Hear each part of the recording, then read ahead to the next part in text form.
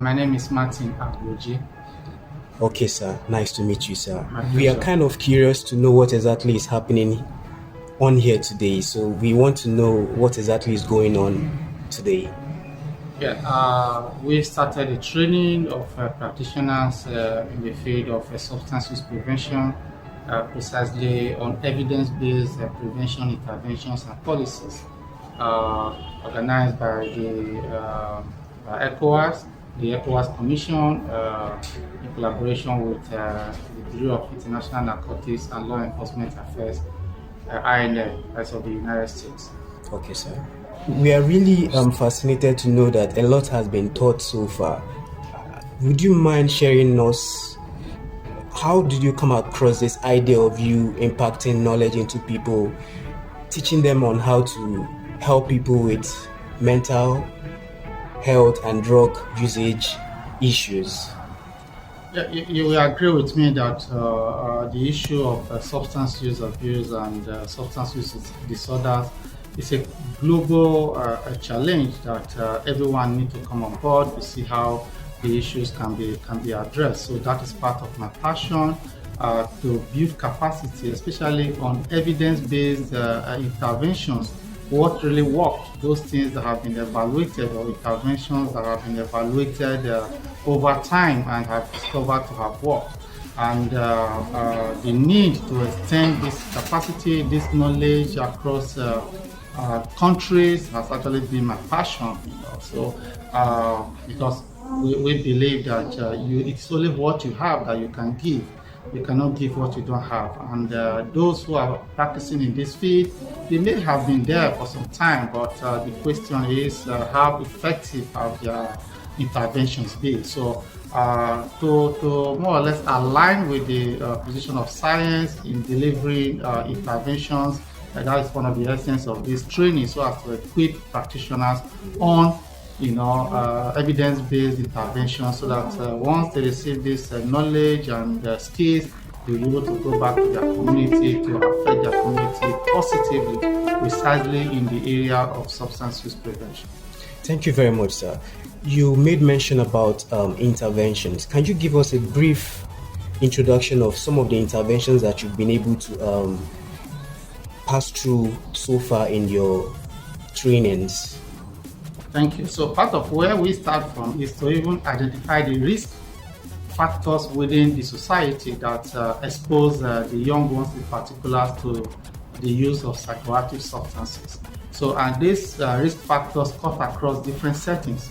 You see these risk factors in the families, you see these risk factors in schools, you see these risk factors in the communities, you see these risk factors even in the workplace for the parents, which eventually transcend to affecting what is happening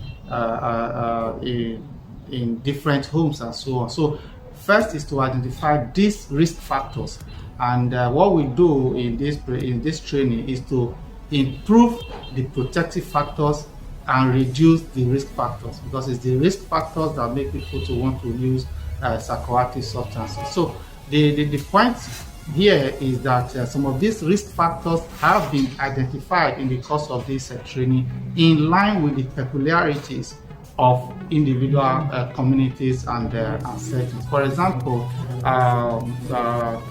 families or children that are growing up in a deprived environment, children growing up with the uncles or parents using any of these psychoactive substances, the children not being able to go to school for one reason or the other. So these are some of the things that put them at risk. So the participants have now been equipped to identifying a wide range of issues, and more so to also understand that the young ones, the brain of the young ones are not fully developed. The science has taught us that the brain, especially the frontal lobe, is not fully developed until one is in his or her 20s, which means that the younger ones need to be guided properly, so as not to take, so as not to indulge in the use of psychoactive substances, or at least guided in such a way that they don't indulge in any risky behaviors, because at that age they are more or less driven by emotions and so on. Thank you very much, sir. I would like you to please pass your last message to the viewers out there. This is Recovery TV Ghana, sir. Thank you very much. My message to the viewers is that the issue of substance use and abuse is a challenge, and that it requires the collaboration of everyone. Everyone has a role to play in this cause. Parents, religious leaders, employers of labor, school administrators, the policymakers, legislators, and so everyone has a role to play. And what is important is collaboration towards addressing these issues, because it is what we refer to as more of equal opportunity affliction. The issue of substance use affects virtually everyone, so no one is protected, from the consequences of substance use. It has effects on virtually everyone, directly or indirectly. So that is why everyone needs to come on board to support substance use prevention approaches. Thank you very much, sir. My pleasure. We've done a very extensive work how to prepare, and this is your way. We have a lot of people are ready to do a lot of investigation. Good work. We need to do that. And where there is suspicions of abuse, I mentioned this one, of children or vulnerable adults, prevention professionals shall report their evidence to appropriate agencies. You cannot hide it. You cannot. Any information that is acquired during the delivery of a prevention intervention or policy shall be safeguarded, including any verbal disclosure. It's very, very important. Any verbal disclosure or uncontrollable functions, just as we have done here. Brainstorming. You eliminate unethical options. You consider remaining options, and then by implementation, you make a decision. You carry out that decision, and then you evaluate, reflect on the decision that you have taken. So, faced with ethical dilemma, what do you do? So, here is our first case studies that we are going to have. We are saying, what is it? You may let's refer to our 9.2. There's a scenario there.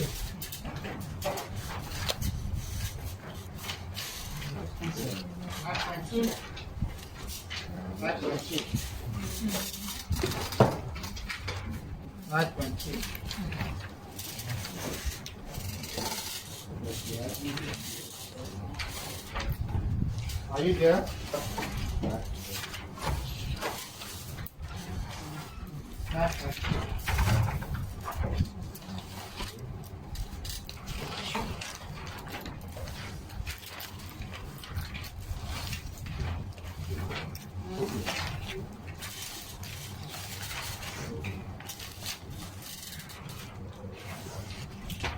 So, yeah, there's somebody can read.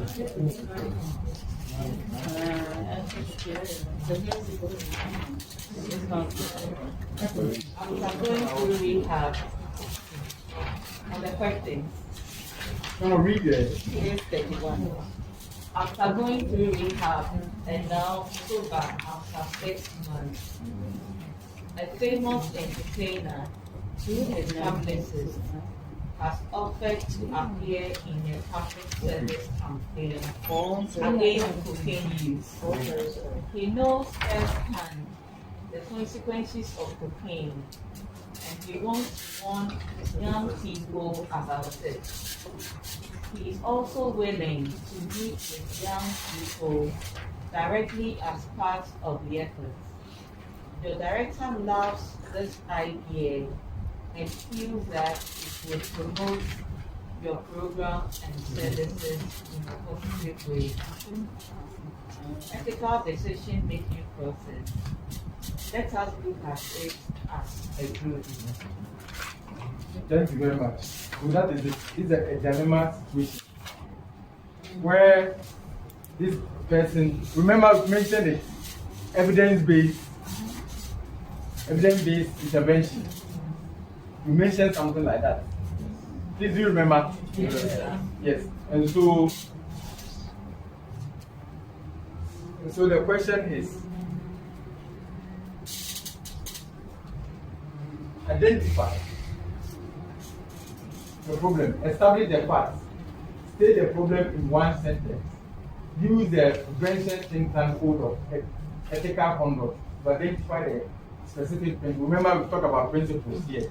You get discussing. Do you remember the principles?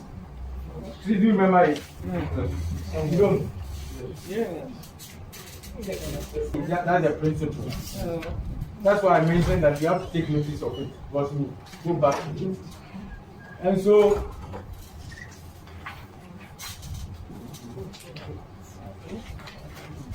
I can tell you already was in the cocaine use, and then you want to warm up the non-adults. You are also vulnerable to cocaine. We educate them not to use any. okay.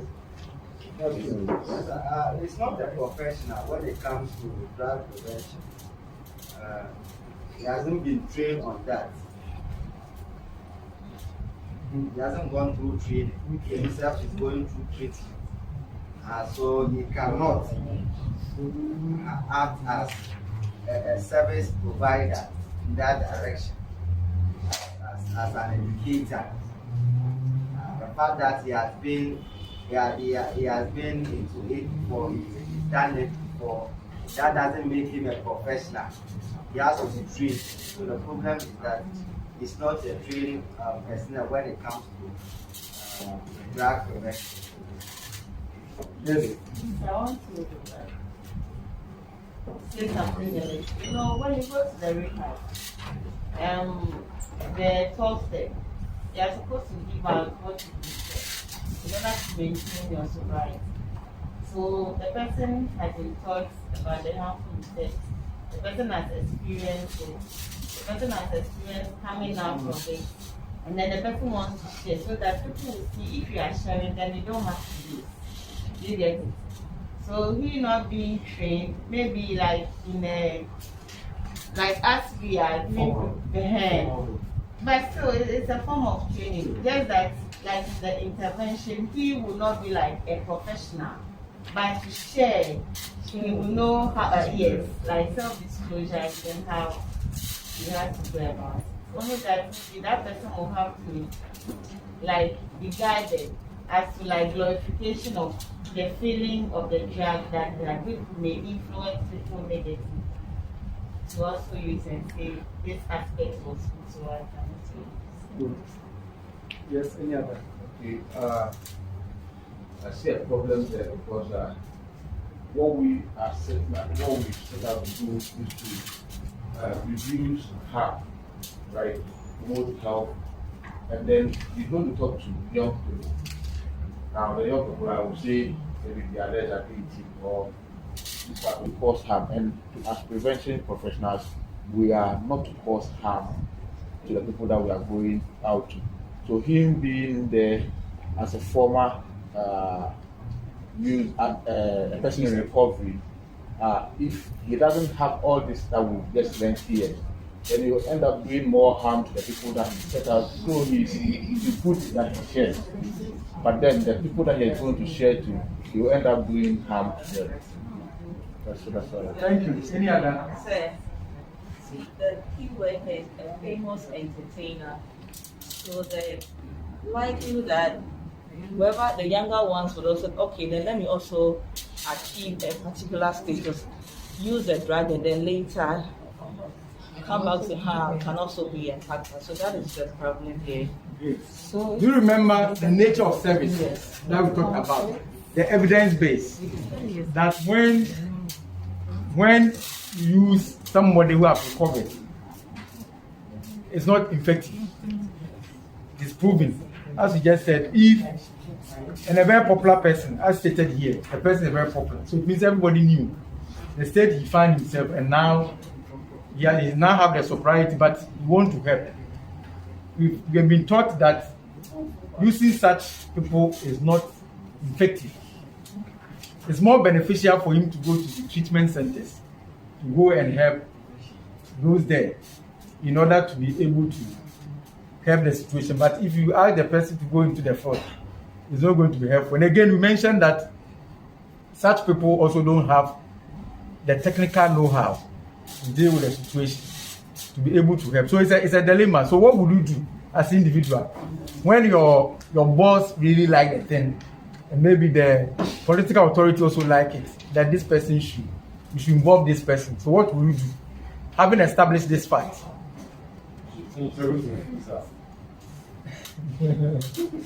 Yes. So April, I wanted to pick it from the case study where my lady and my friend ended. So your director loves the idea, Yes. and feels that it will promote your program and services in a positive way.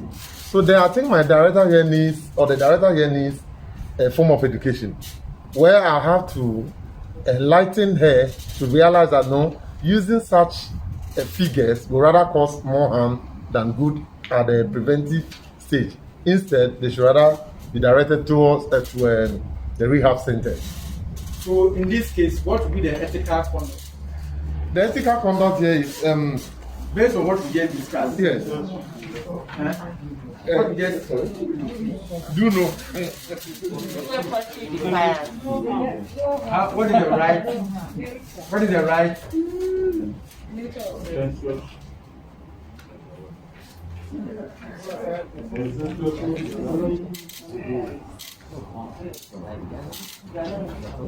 Read this one. According to their conscience, prevention professionals should be proactive on public policy or legislative issues. Prevention professionals, when appropriate, should educate the general public and policymakers about the public's welfare, individuals' rights to services, and personal wellness. And the very last, prevention professionals should adopt a personal and professional stance that promotes health. So in this instance, that's what's supposed to be for the public ethical obligation, not to the director, but to the public or to the community at large. Making sure that if you know that this person goes to do that, it's going to have negative effect on the younger ones. Please, is that okay? Yes, sir. So please, You want to ask a question? yes. Like, as we are now practitioners, and then we become professionals someday, and we're also going to train people. And let's say these people are part of those that we're going to train. What stance will it be? The person still remains a public figure and known to abuse drugs. Now the person has become part of those who need to go down there and then do preventive. What happens to them?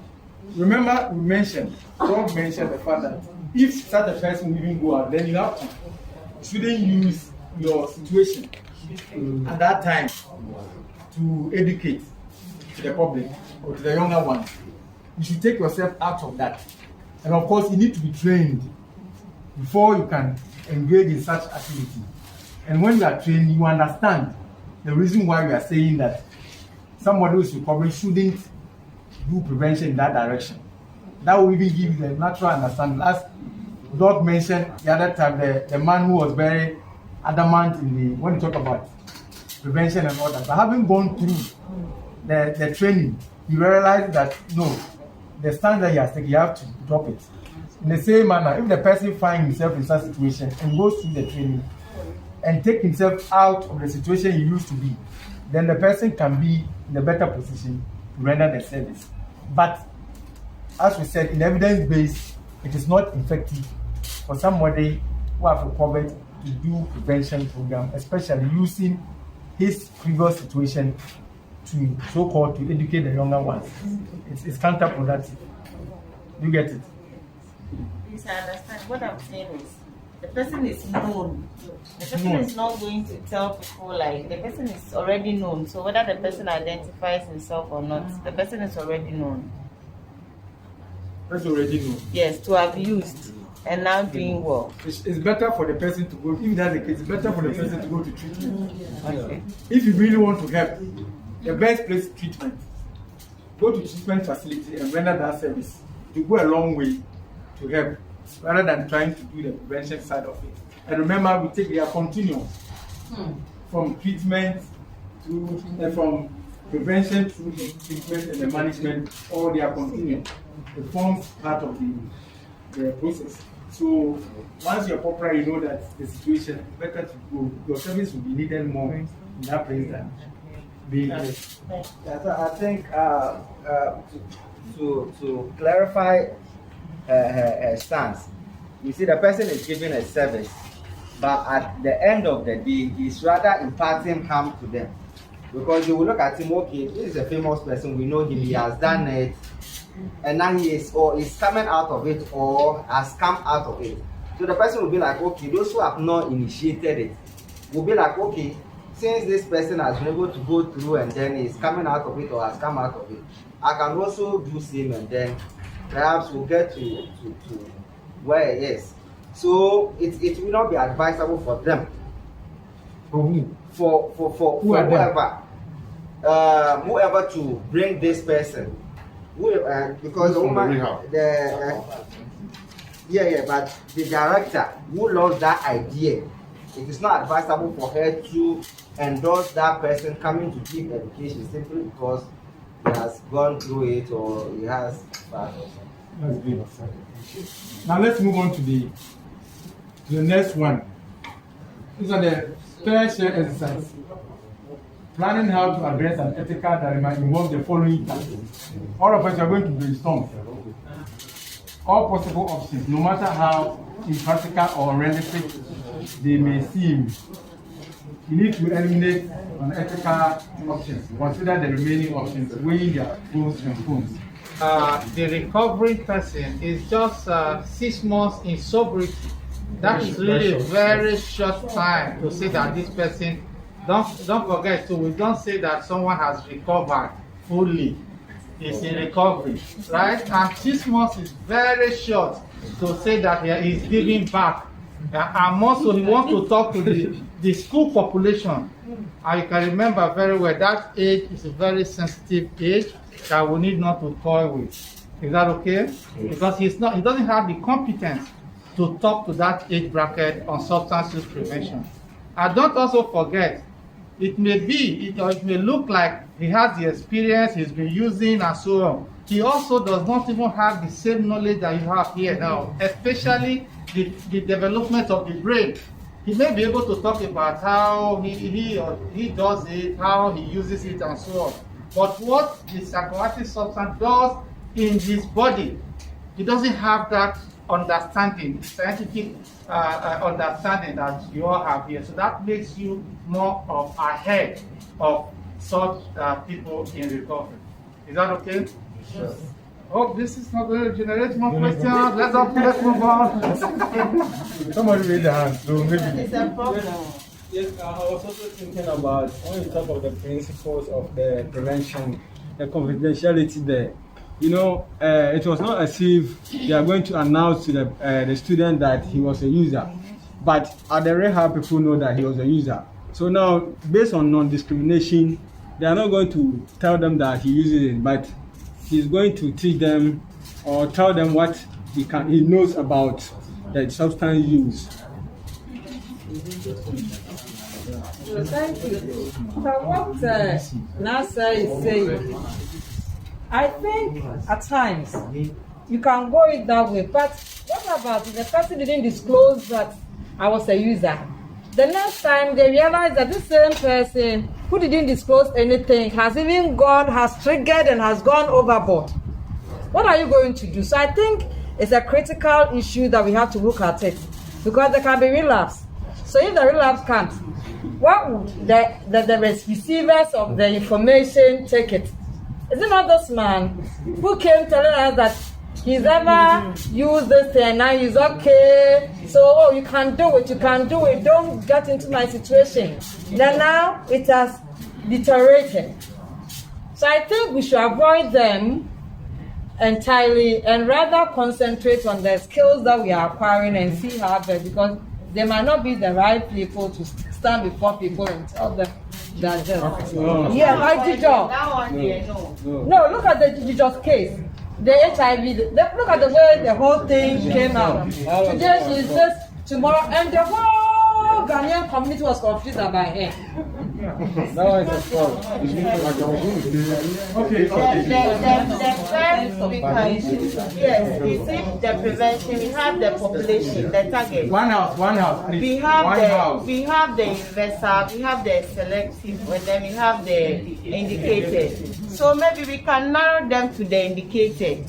Those who are using, but they are not having disorders yet. But you can't say you avoid them, because in maintaining their sobriety, they are supposed to do that. You get it? So, and it's their responsibility to go to those who are using and talk to them and win them for treatment. So it can be to the indicated, but you can't say you do away with them. Okay,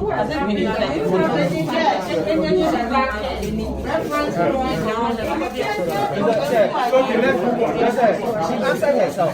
Yes. No, she answered herself. She said we should direct them to those who are using. Yes. Okay, so they are indicated. And here we are going to have, let's say, a community. That is universal. Even indicated, these are the one house. And people who have not even One house, yes, these are people who have just need a free account. Please, let's move on. Evaluation in the final step in the ethical decision making process. So use the following question as a guide to respond. One house, please, and assess your decision and actions when you are taking decision. We said that the dilemma, finding yourself in a dilemma situation. What was the outcome of the decision that you took? What worked well? What will you do differently? And then should anything more be done? These are the things that you have to look up on if you are evaluating your ethical decision making. You have to look at that. That is, what will you do in this case? Review this case.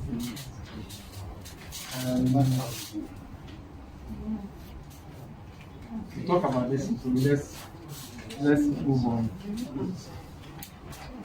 Let's say the one. After the meeting, the four of you go out for dinner at a local community restaurant. Two of the group order wine with their meals. 1. Assess what is the real problem with the situation. What principle applies? Plan. Brainstorm ideas that may or may not address the situation. 3. Implement. What steps would you need to take to implement your action? 4. Evaluate. How would you evaluate the success or failure of your decision?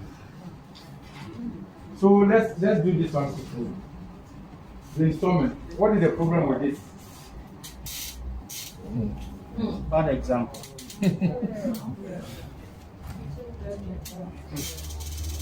I can't hear you. The problem is what?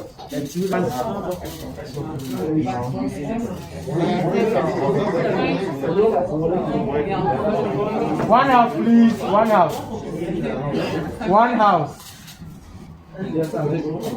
I think what we're doing now, we have to be living examples to people. We have to have we should be positive role models. So if I'm to be preaching, and maybe, for instance, abstinence, don't do this, don't do that, then I go out and I'm the very person taking about 2-3 thoughts. Whoever sees me will realize that I'll be preaching virtue and practicing vice. It will not help the process. At the end of the day, there will not be any results, or there'll be a lot of questions. We don't think he's a professional. Yeah. I'm thinking of, we'll say why. Yeah, Alcohol. No, the one Jesus produced.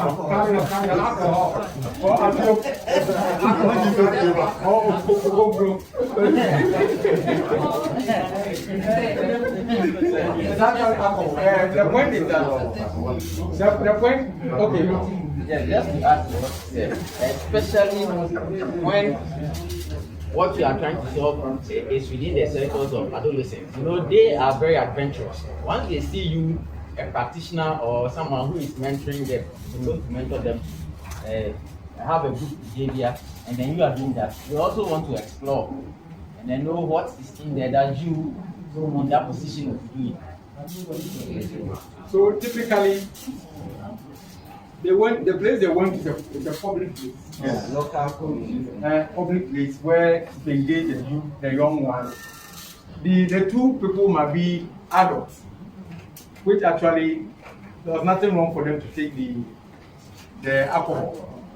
But the point is that as a role model, you should know that such places means the younger ones may also come there to buy food or whatever it is, and see you in such situation might not speak well as a professional. So what it means here is that in our work that we do, once you go up there to do all this, you should be very mindful.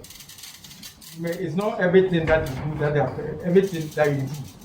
There are some things that for the sake of others you wouldn't do it, so that you don't serve as a stumbling block to others. So if the younger one sees you, I don't know, they go and say all this and then later sees you doing it, it will not speak well. So that's the principle of that. Let's move on to the second case study.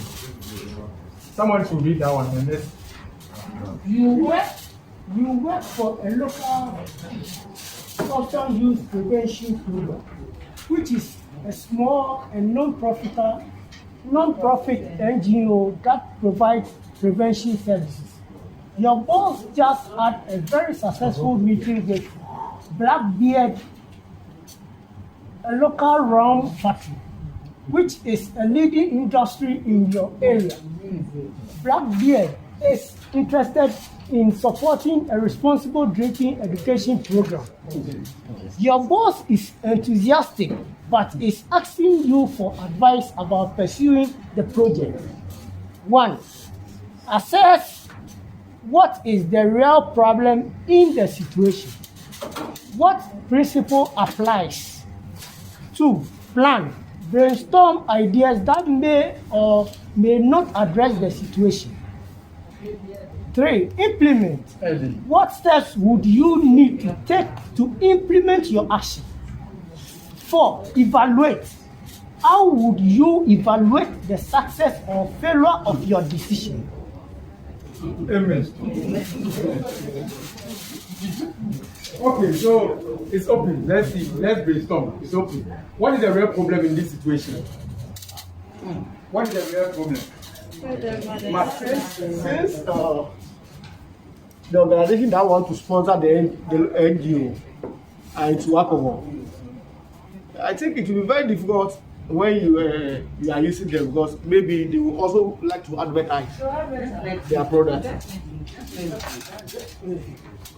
And so that's a problem. That's the problem. So what will you do?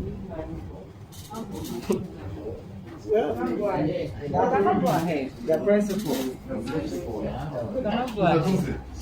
Please let me ask this question before. Are we seeing at our training today that we sell alcohol? Please, stay in your corner. I want my clarification. Zero. What we are saying, what we are saying, you are prevention specialist. Yes. Let me answer. Okay, answer it. Like Dr. Martin told us, it's Yes. not about us. Okay? Yes. We are there to push. But then again, like we saw in the other case study, you should be mindful of what you do, your actions, especially when it comes to younger people, because they look more at your actions and copy than listen to you. So if you are a parent and you are advocating for something like this, that young people should stay away from alcohol or drugs in general, imagine you are advocating for this and at home you are the one who drinks and smokes and does all that. Your children will just see it to be a contradiction. So behind you, they'll say, okay, Daddy, we won't do it. But behind you, they will do the same thing you're asking them not to do. So if you want to do it, you make sure they don't see it. So it is either if you want to drink as a parent, you do it outside where they will not see you doing it. Or if your work is more of an advocacy thing, so if people see you outside doing it, it will be an issue. Then just drink in your bedroom. Put it under your bed and then drink when nobody is seeing you. You don't see it. In your bedroom, under your bed. What are they coming to do in your bedroom? They are the part of the family. They can come into the room and see you. And be looking under your bed for what? Looking for a stuff. One house, please. One house. In addition to what she said, Okay, let's But you're right. Dr. Martin told us that there was one, I think, practitioner who joined them and had a character. And later on realized that no, he came on to say that no, I need to be a role model by putting on, and nobody forced him, but he realized that per his profession now, as a preventive officer or professional, he needs to do away with it. So we have to be very careful. If we want to really impact others, we should also have certain values that will be positive oriented. So at the end of the day, we'll get good results than becoming, let me use the word quote unquote, hypocrites. You are preaching virtue, as I said earlier on, then you practice vice. I think we need to be very careful. We are even working on alcohol as a group community. So as community members, what are we doing so that we can make an impact? So there'll be zero or it will be moderately toned down. So it's a case study for us to, as a group. We are working on alcohol. Okay, it looks like your mind is. I'm looking at the general policy or opinion that we are going to drive from here. Zero alcohol. All brewery companies have to go down. I mean, let's say in the long run, No, I'm saying alcohol. I didn't mention any other psychoactive. Let's make this only alcohol. Remember, we are saying that prevention specialty.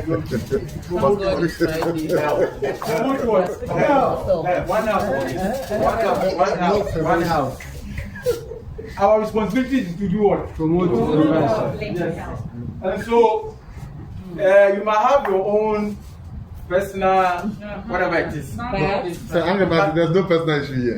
No, I'm giving an example. But the point is that once you find yourself in this profession, that is why we've gone through these ethical things. It's very, very critical for us to be mindful. Just as somebody who is imam, or malam, or sheikh, or pastor, where people look up to you, and then you tell the people that do what I say, but don't. No, you cannot. As a prevention specialist, your duty is promote health, and so anyway, that's why we said that we talk about ethics, internal and external, and so once you are within, among yourself or the what you do as a, and once you move out, your conduct is also very critical. So please, we shouldn't mix. Don't get drunk. We shouldn't get drunk. It's very important. And with this scenario, the NGO is there to provide prevention services. And this is the Black is Alcoholic company. And you know their aim is to make profits. And so also to promote their products. So once everybody knows that your NGO who engages yourself in the trying to do a preventive work, go and associate with the, what do you call it, with the such a company in the first place, the impression, the perception that you give out there wouldn't be the best. Increasing the risk. Yes, so it is very important. So this one typically, principle that goes with this is what? Yes, it's integrity. So can I twist it? Don't play devil advocate. Now, what about if we make it look like that is their own way of rectifying the harm they've caused? So they are giving back to society. That is another side of it though. But the point is, Don't do that. look at the way the option. Would that, what do you call it, correcting, is it going to have impact on people's life? Look at it, especially when everybody knows that this is it. This is what you are in. You are promoting it big time. Somebody might even say that you are intentionally coming out in order to even promote your product. So the situation at stake will make it extremely difficult for the NGO to associate with. They might say that, okay, we are coming to promote maybe 18 years and above, that you are supposed to. Don't drink when you are at that age. Sure. It is not good for all that. Just waiting to be 18. Yes.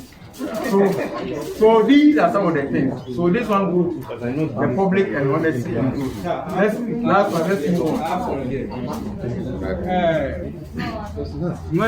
When you are talking about prevention practitioners, you may mention that collaboration is something that is very key point.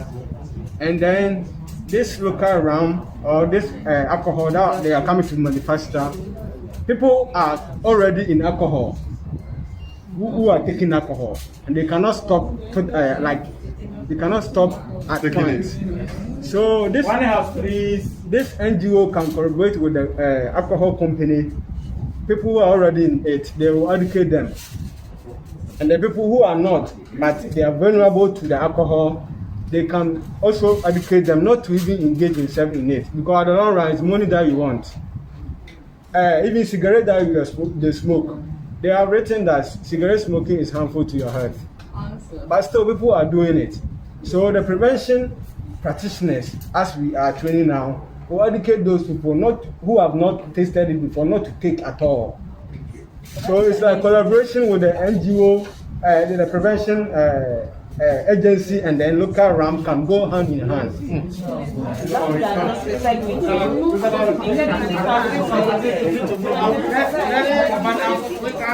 can see up to 5 or 6 hands off. Except we want to say it tomorrow. You see, what this is simply saying is that we should not engage in activities that looks misrepresenting what we stand for.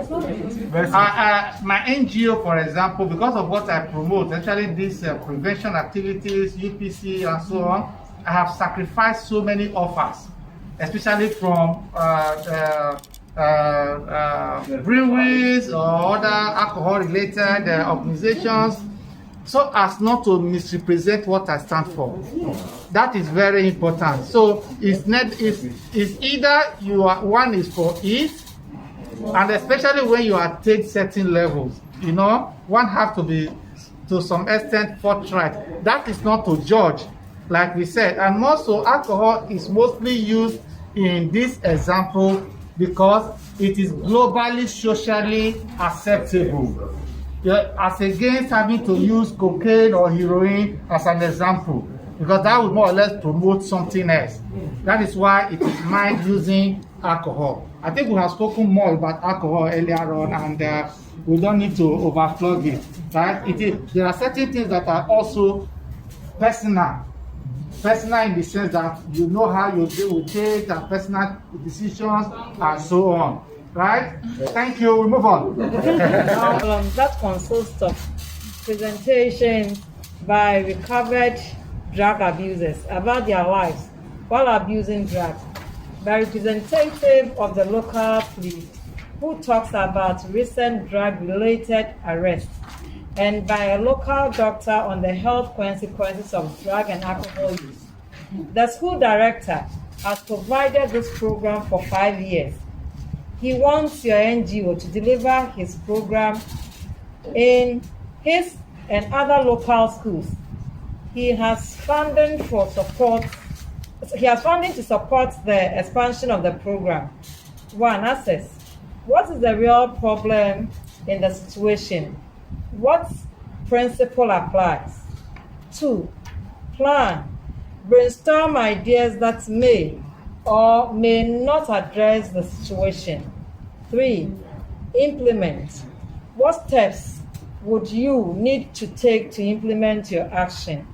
Then the very last, evaluation, that's the 4th. how would you evaluate the success or failure of your decision? Thank you very much. So, what is the problem? Using the drug, people who have just recovered from drug abuse as part of the drug use prevention, I don't think it's like the first one where we don't advise that people who have been into it and have not been trained should be put up there to involve in training others or trying to educate others. So that's the problem. Any other? Evidence have shown that using people in recovery to educate on prevention has not been successful. Evidence-based. Yeah. Evidence shows that it doesn't give any results. So if I am to advise on this program, then I'm going to tell him to look for professionals to do that bit and then keep the people in recovery to have work to do with people in recovery, like in treatment centers. The doctor and the representative of the police. The police also needs to be educated, right, so that they don't go there and go and scare people or go and let people become want to. I mean, it's not about punishment; it's about reform and then prevention. So the police will also have to. I will also have to advise on the things that he's going to say to the people, and then we can do some work on that. Thank you very much. So, Okay, we can also look at the fact that he has run this program for 5 years. 5 years. So, So that is the problem here. Using yes, 5 years. So the point is that we are talking about evidence-based intervention. And so it is an opportunity, as Mr. Bloom just said, for the NGO to educate the school director, for him to know the important evidence-based program, to educate him in making sure that the right thing is done. Not because somebody has established it for 5 years, whatever it is. It doesn't mean that the person is doing the right thing. Our job is to educate people about the evidence-based so that we ensure that we use a very effective method or intervention to address situations. So that is what we are. And then in terms of the principle, this one, competency will also come in. It's very critical. As NGO, how competent are you to educate them? And then no harm to anyone is also very important. So all this situation comes in, and we should know how we go about it. Let's look at the last one, and then we'll do this thing. So somebody can read that one. Okay, my name is Daniel Akwasi Amankwa. I'm the Principal Program Officer in charge of the ECOWAS Drug Prevention and Control Division. And my office is based in Abuja. This program is for 25 core drug prevention educators in Ghana. And this is the third that we are doing. We just finished some series on the internet. It was on online UPC training. We call it UPC because Universal Prevention Curriculum Training, so UPC training, and we do it in collaboration with the Bureau of National Drug Law Enforcement, Bureau of International Drug Law Enforcement Affairs of the United States. So you see INL, that is why we have ECOWAS INL. And we collaborate with the INL to reach out to our member states. We've done another session we call the treatment curriculum for 9 member states in ECOWAS. And we began this in Ghana, which is the UPC. We just finished the online training for some member states, Cote d'Ivoire, we had Senegal, and then we did for Togo. So Ghana, Togo, Senegal.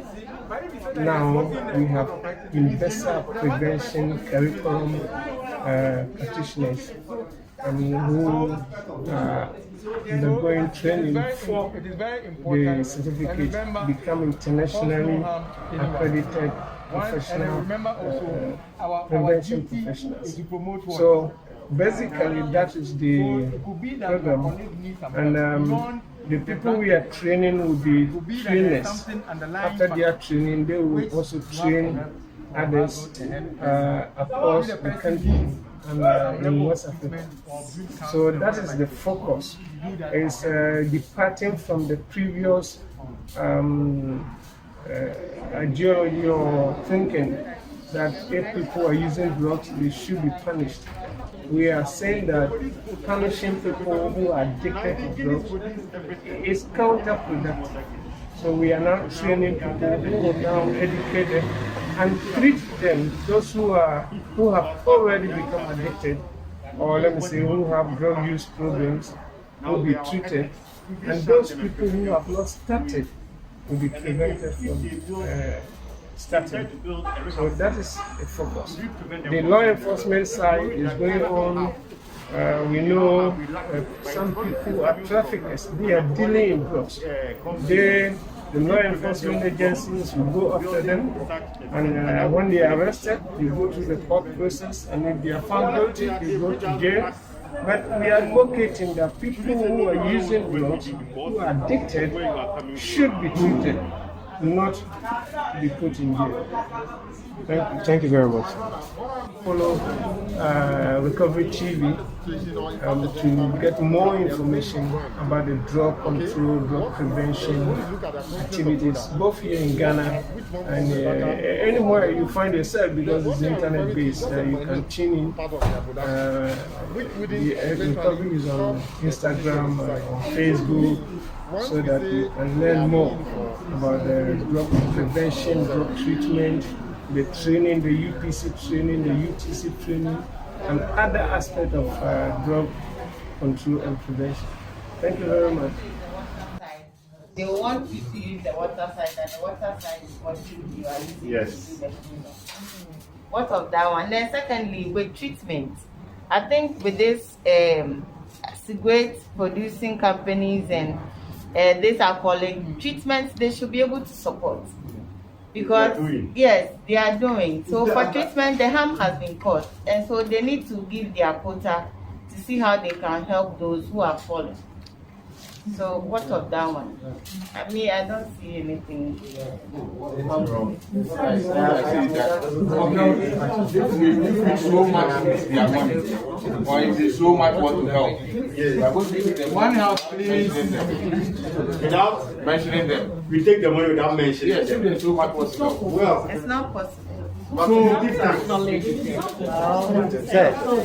house. With what? One house. You see, with what Rich put across, and just opposing it to the black, beard something rum company, they are sponsoring with their alcoholic beverage. These ones have come probably sponsoring with water. Let's say water. We are not going to highlight their alcoholic beverage as part of our educational program anywhere. For example, for example, there's a typical example. There's a gospel musician who is a brand ambassador for Casa Preco, but is a brand ambassador for their water products. Should we say because she's a gospel artist, she's promoting alcohol? I like the point that Eric made. If you mention, for instance, what comes in your mind?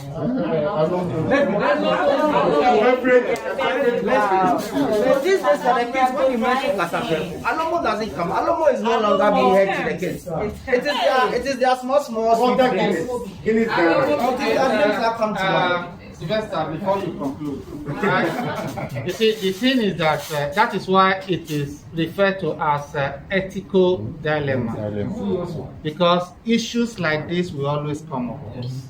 That is why you are brainstorming to look at the best way out of it. Yes. One, we don't want you to live here without clarifying the fact that the brand name is very important.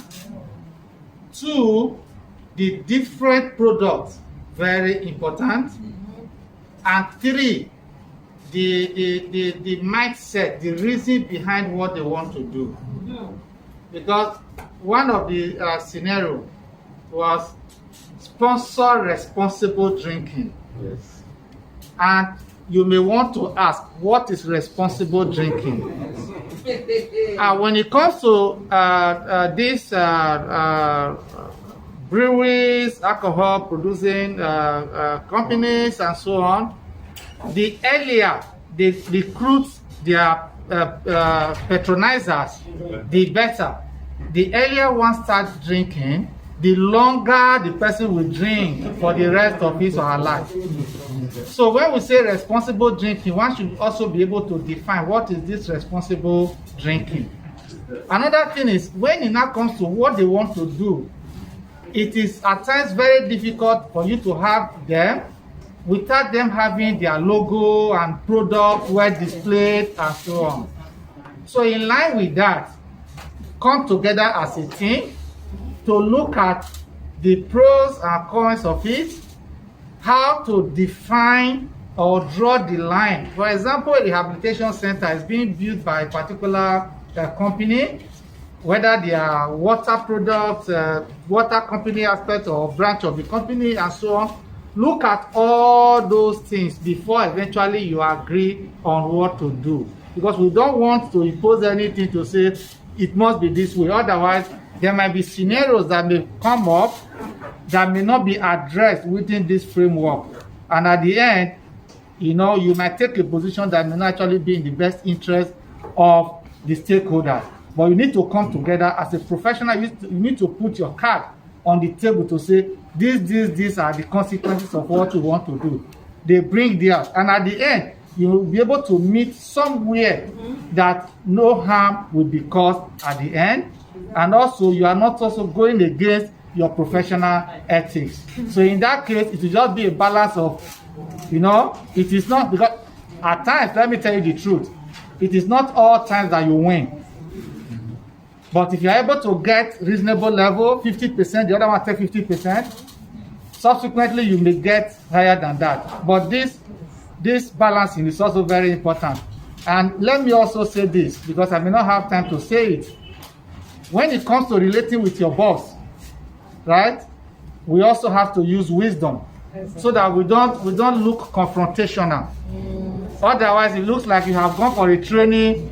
I know better than you, who is my boss. And your boss is not saying this is what is to be done. You say no. You are not evidence-based presentation.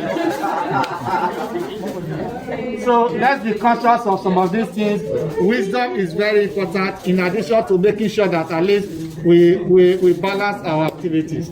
We have all done very well. Thank you. Thank you. As I said at the beginning, it's good to begin. From experience, I've seen that if you don't start, it becomes so difficult. So I'm very happy that we started, and it's a journey. If we are going to Kumasi, I will say that we are somewhere approaching to soon. Soon. It means that we have a lot of journey to cover. So our next training will be determined by circumstances in Abuja. We are going to now sit down, review this one, see how we can come back.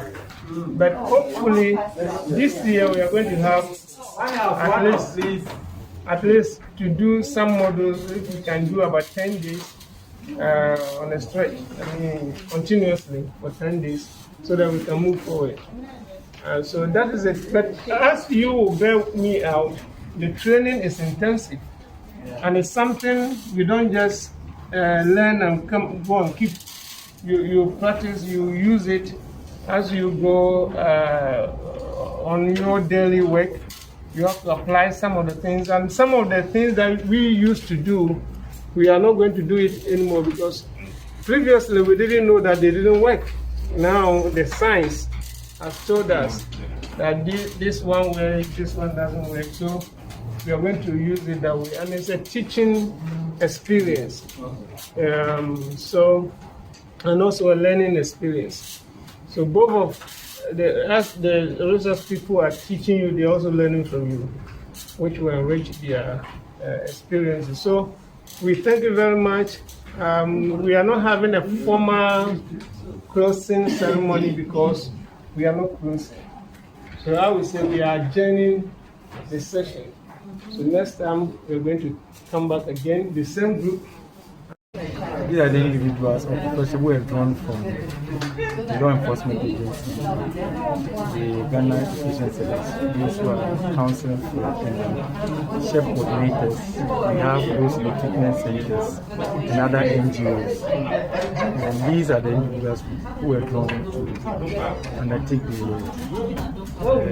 prevention implementers.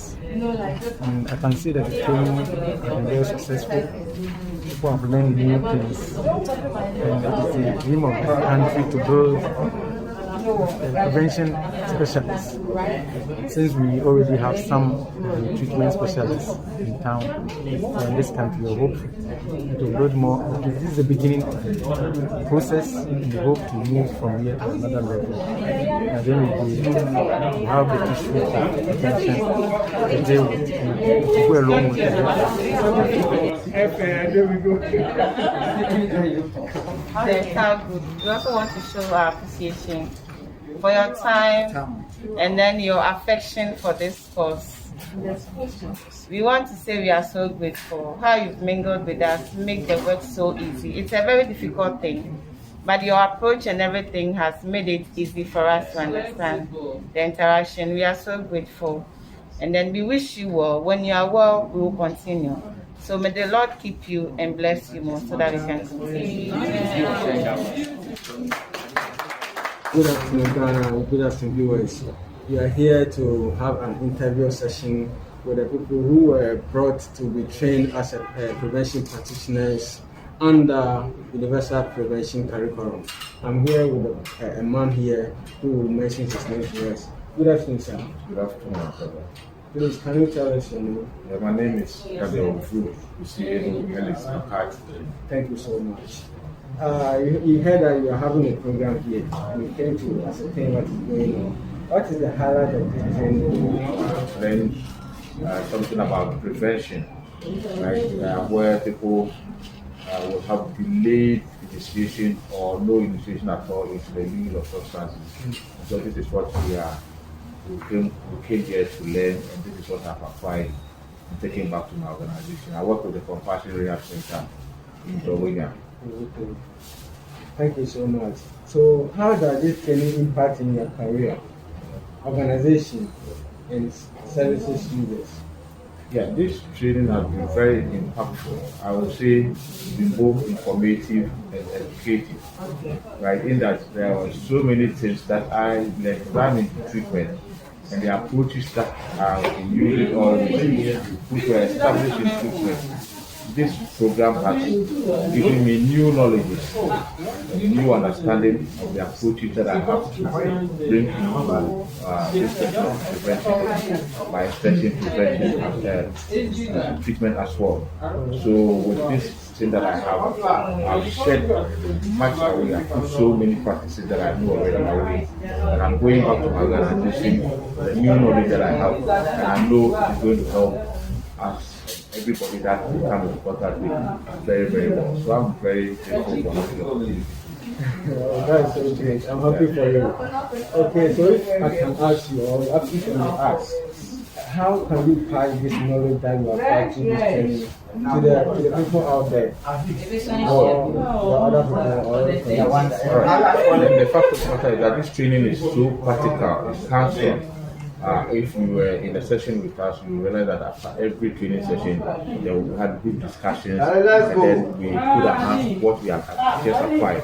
and everything that we've done has turned out so properly now, so and properly. So it wouldn't be easy, difficult for me to impact the knowledge that I have here back to my people outside. I mean, I have that in mind already, that I'm going in to help equip all of us in the treatment center, prevention science skills as well. It's so easy to let another person know. Thank you so much. Thank you so much. My decision is Thank you.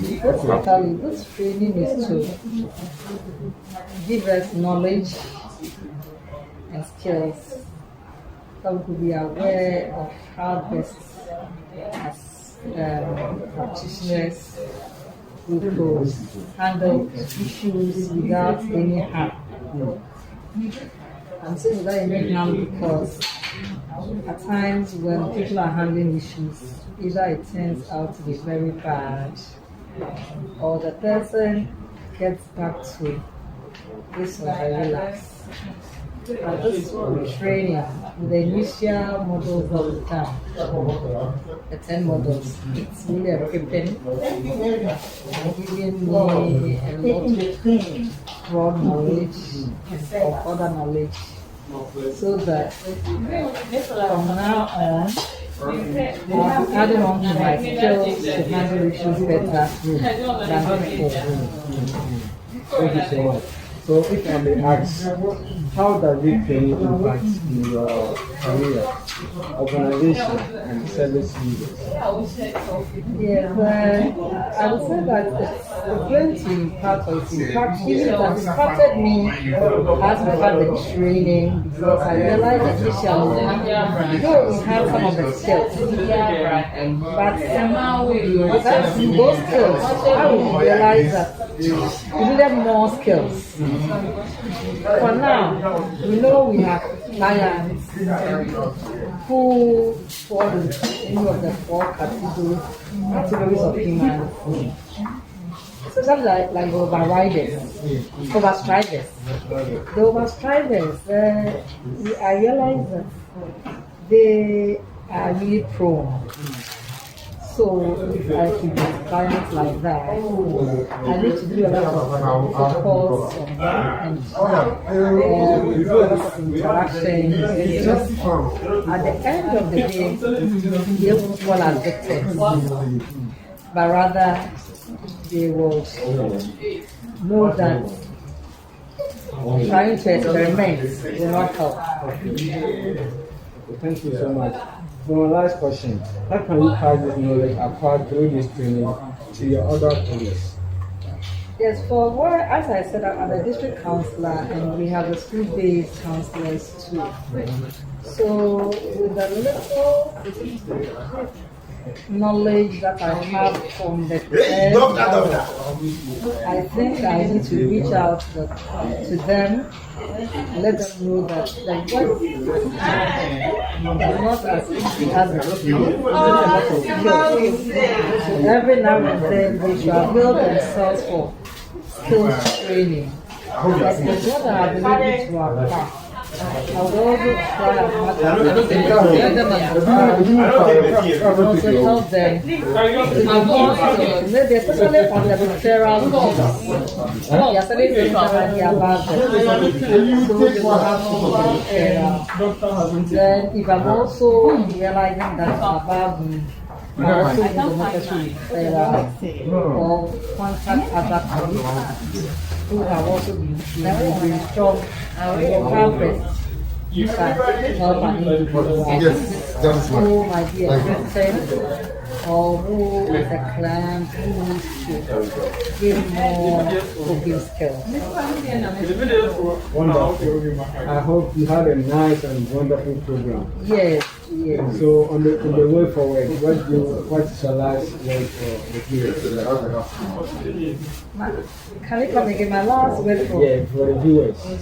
So for viewers, I would want to let you understand that there are lots of challenging issues around. It takes all of us to help somebody who is trying to cope with issues.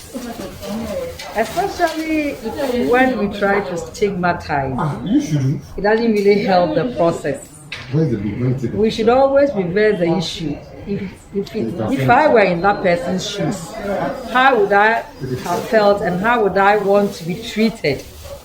So the tax ahead is not just a narrow tax, it's a broad tax, which takes both families, it takes faith-based practitioners, it also takes the community, workplaces, all must come on board so that we can be able to help a client or an individual who is going through challenging issues, who needs to cope.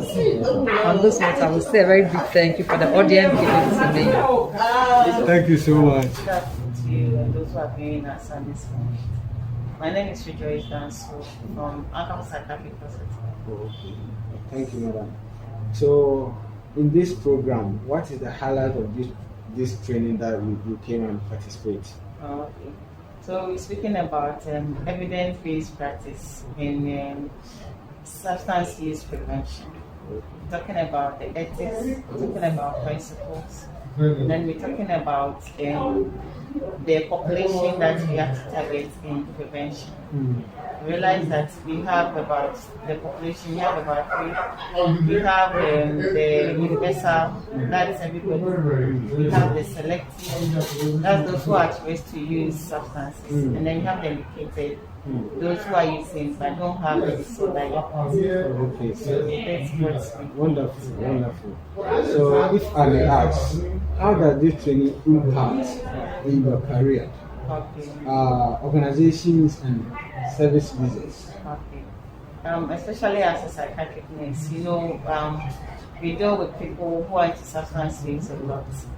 And hitherto, we used to talk to them, apart from treatments, we talk to them based on the life that we came, but we didn't know that we have a standardized practice or knowledge on how to do prevention. All right, so having had this knowledge on the principles and then the target group and what you need to tell them, with respect to the fact that there are also ethical issues in relation to this, we're going to do our work better. Initially, we're doing a lot of harm than good because we're mixing so many things together.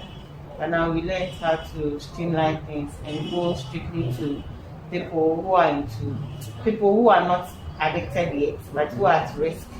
So the education is different from those who are using. So we are not mixing them because mixing or doing a general talk, some in our talks, in order to prevent them, we rather worsen their case. By letting them know some of the experiences others have had in using the substance, which shouldn't be the case. But should go straight to the fact that substance use is ABCD, and then going into it, these are the consequences. Wow. Each population is what you give them, but not to mix everybody together. That's so wonderful. I love this. Okay, so final question. How can you pass this knowledge that you came to acquire to other people out there or your colleagues? Okay, all right. Like me, for example, when you come to the hospital, we have a unit, that's a community psychiatric unit, and then we have the counseling unit as well. That goes out to the schools, community and churches to give education. But they don't have this training that I've had. So I'll be speaking with my authority or management so that we can organize some training so that I can impact to them. And also, even with the nurses, to let them know that we have specific things for prevention. So that when people invite them in their churches or NGOs or clubs, invite them, they know exactly what to give them, but not to mix things up. Wow. I see that you have a future for Ghana generation. Yes, okay, so please can you briefly tell us your final words to the viewers out there? You see that a lot of people use substances, but not everybody that breaks down. But the focus of this program is to prevent those who break down.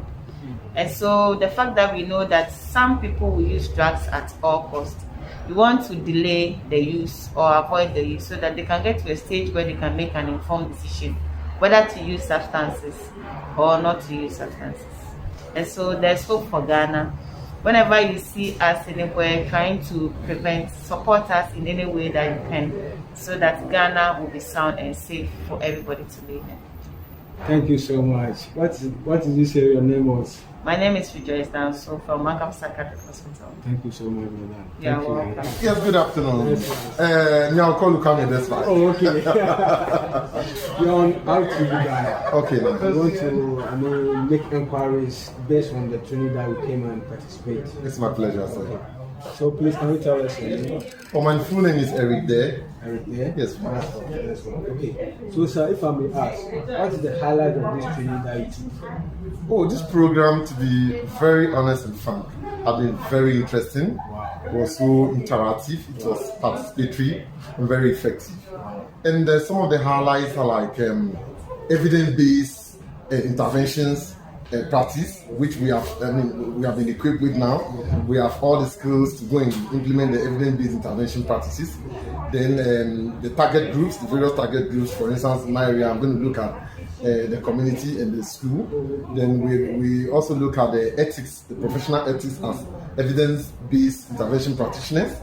Then we also look at the principles, which we are also going to implement and follow.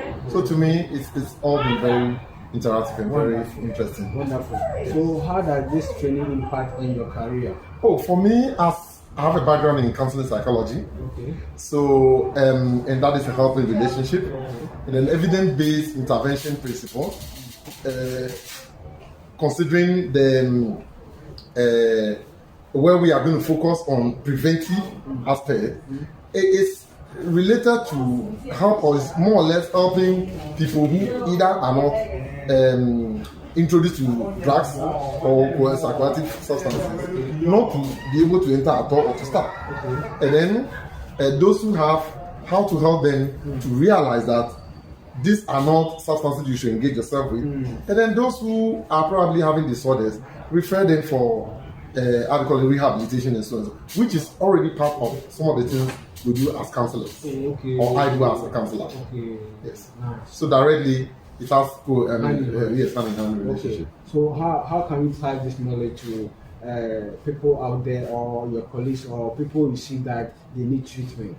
Oh, for instance, I work with the Iowa State Municipal Education Office as a guidance and counseling coordinator. I do a double as the examination coordinator, but I have in-school coordinators. So in the various schools under the Municipal Education Office, there are in-school guidance and counseling coordinators who I am going to retrain with all these principles, these ethics, the evidence-based intervention, strategies and so on, which will, at the long run, help us to implement the program.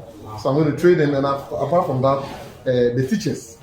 Okay, we are going to also train not only the guidance and counseling coordinators, but I'm going to look at guidance and counseling coordinators and the SHEP coordinators, the school health education coordinators. We're going to combine them and then train them, and then we all come together and then deliver the program in my district. In fact, I'm not only looking at this community, I'm looking at the larger community, universal community, where we are going to look at how to help the drug menace come down.